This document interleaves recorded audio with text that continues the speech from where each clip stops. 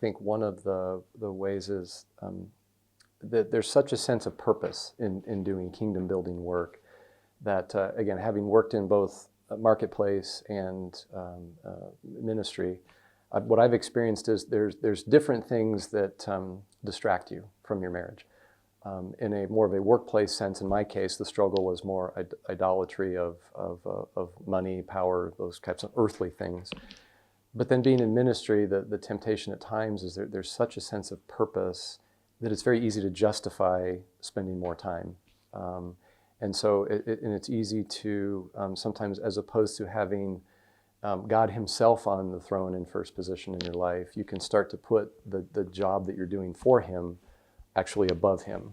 Another thing is when you see God at work, I've described to some people, there is nothing more powerful than seeing God at work.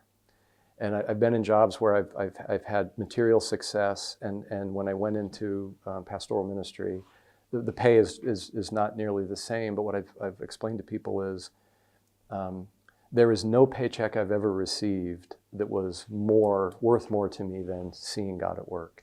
And so there's just something about, one of the things we talk about at our church is it feels like there's almost revival happening, and there's something almost intoxicating about that. It's exciting and I want to be there, but that's really just one thing that I found is I have to guard against and I have to be okay with the fact that God is doing things that I won't see this side of heaven.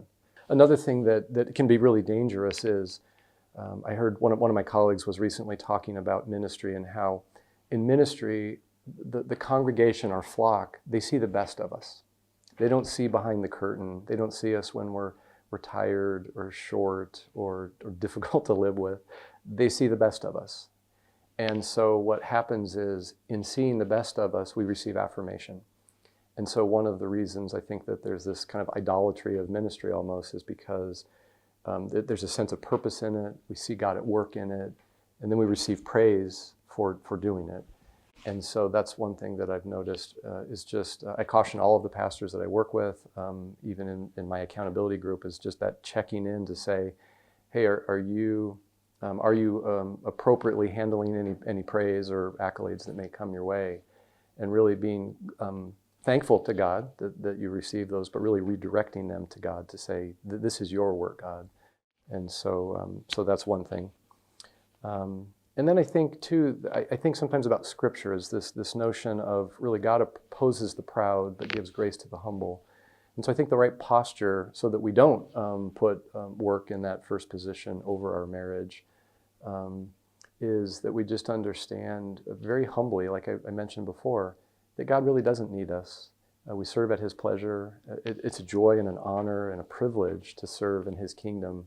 But at the end of the day, he's going to accomplish his will with or without us. And so that's one thing I kind of oftentimes just kind of preach over myself is just to humble myself before the Lord. That's an action that I have to take. It's not God make me humble.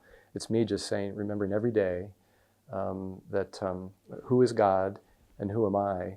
And if I can properly get those two things in perspective and really find joy in serving him and seeing him and give thanks for any praise that may come my way, but really direct that back to him, that puts me in a position where I have work in its right place, which then creates plenty of space for me to have healthy time to invest in my marriage, invest in my family.